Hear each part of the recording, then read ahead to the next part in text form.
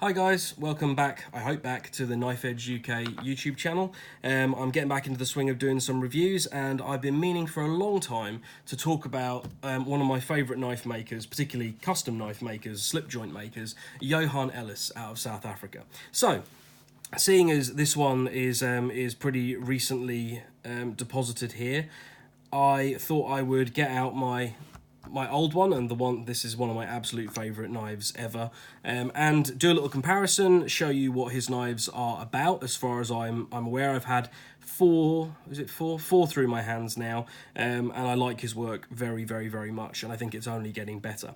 So let's just have a little look at the two knives on the table. So what we've got here is, I'll put that one to one side. This is his larger version of the Jared Osser pattern, made with Jared's approval, I'm sure.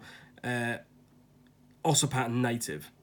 This one is a particularly gorgeous example for my personal tastes. I love this knife.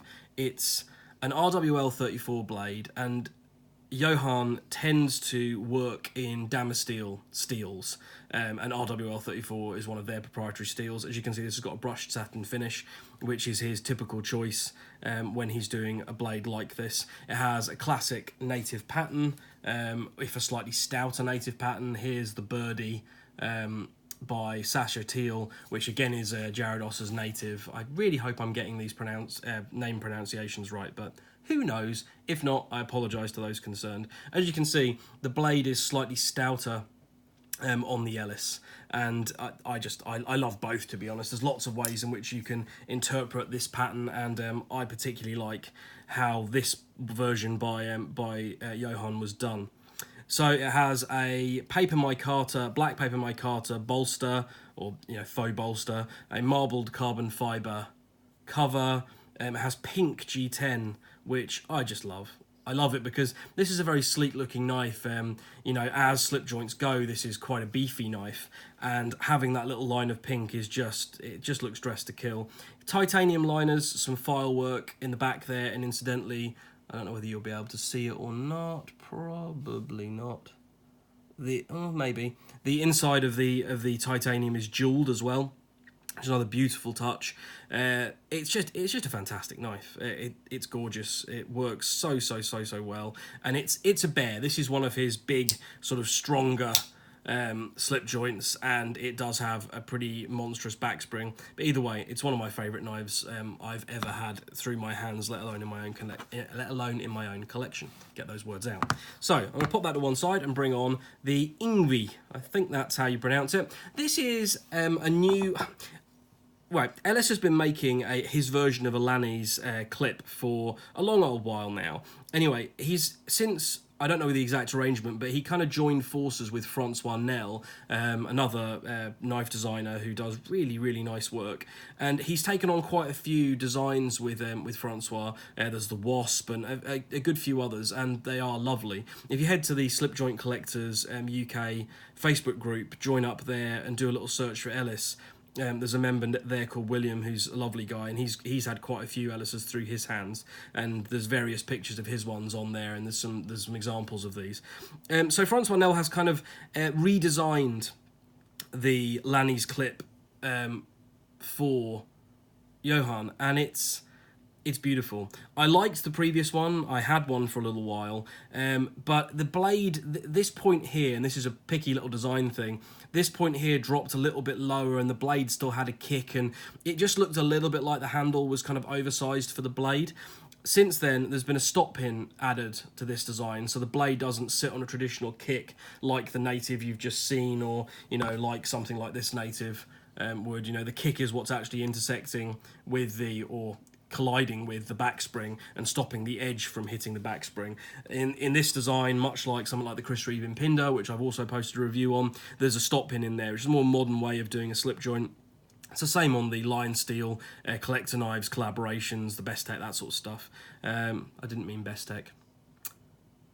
Although there is a Best Tech, and that's probably got one in it as well. Ignore me, I'm waffling. So, what you've got here is a Damasteel blade, and I've just forgotten the pattern that this one is. Forgive me if I remember, I will write. Oh, it's the Huggin or the Hugin? That's the one. There you go. I don't need to write it in the description. I have remembered. It's an absolutely beautiful blade. He does a gorgeous job with the Damasteel. The etch is lovely. You can see the Ellis and the little Francois Nel symbol there. It's just stunning, and he sharpens blades gorgeously as well. One of the things that I love most about Johan is that he knows how to grind a blade. This is a flat ground blade. I think my other one was a hollow ground. This comes down to such a fine edge. I'm not sure if I'll be able to show it in the video. It's always really, really hard to show these. But as you can see, it's not a tall grind, but it comes down to such a fine edge. It cuts so beautifully, and the edge that he ships them on, it's rare for me as a bit of a sharpening snob and a sharpener not to want to put a knife on my system and put a new edge on it. I have no interest in putting a new edge on this. It's gorgeous. As you can see, a decorative pivot. This is a pinned knife, but he has a tooled pivot. Just looks pretty. Very nicely done. I actually have never asked him, but I assume that's probably a titanium decorative pivot. As you can see, the shape of this bolster has changed from the previous one. It used to be much like the straight-lined bolster style you see on that native. Instead, now it's got this gorgeous kind of V intersection, which this knife, as you can see, quite nicely polished, so it's quite hard to show things very clearly. But it's got a beautiful intersection there. This again is black paper micarta. The handle is black Hessian micarta, and then it's got a little thin line of white G10. And then it's got a line of Formica, which is a really, really interesting choice, which has got a very slightly brown colour to it and is super strong and a really nice choice for this. Then it's got a line of anodized titanium. Then it's got a line of G10, which is what the blade is actually running up against in sort of classic slip joint fashion, where it's milled out in the wave fashion so that it's almost creating its own washers inside there. It's gorgeously done. It's also got an etched back spring. Unfortunately, in shipping, this one got slightly scuffed, but that could be either polished out or it could be re-etched. It's really not a big deal. See the spine of the Hugin Damasteel there, which is just gorgeous. It's as I say, the liners are heat anodized. We've got blue anodized titanium pins. It feels incredible in the hand. I've got relatively small hands. They're meaty, like most of me, unfortunately. That's too much information.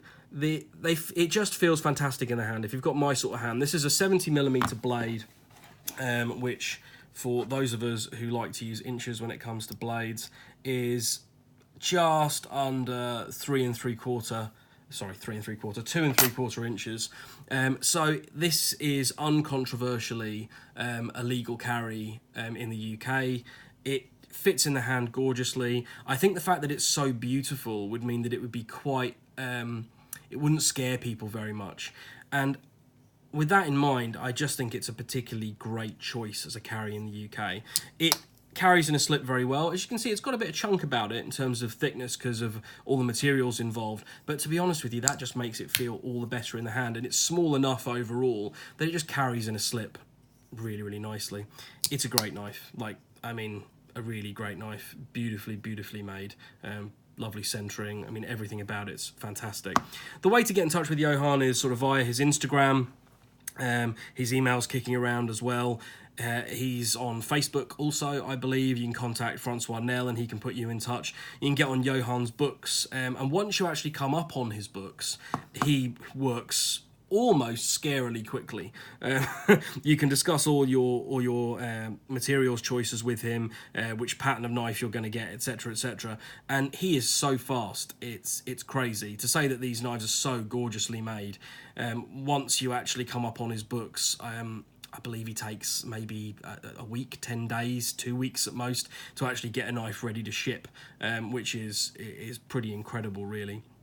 And he does gorgeous work. This is an amazing knife, beautifully made. If anything, I would say this recent example of his work is even more beautifully constructed. He's perfecting his craft, and he is a really, really well-priced, highly skilled maker who does a gorgeous job, incidentally, flush in all positions on the back spring, and a beautiful action on this one. I didn't show that, I should have done. I'm still getting used to reviewing again, guys, so I'm a little bit scatological and all over the place. But I just think it's gorgeous, and the workmanship, even if this one isn't to your taste, here I have something that is, and I can wholeheartedly recommend Johan. He's just a pleasure to deal with, and his knives are utterly stunning. There you go, guys. Thank you very much. Bit of a party political broadcast, I know, but when the knives are that nice, what are you going to say, you know? Thank you very much, guys. Take care. Catch you again. Bye.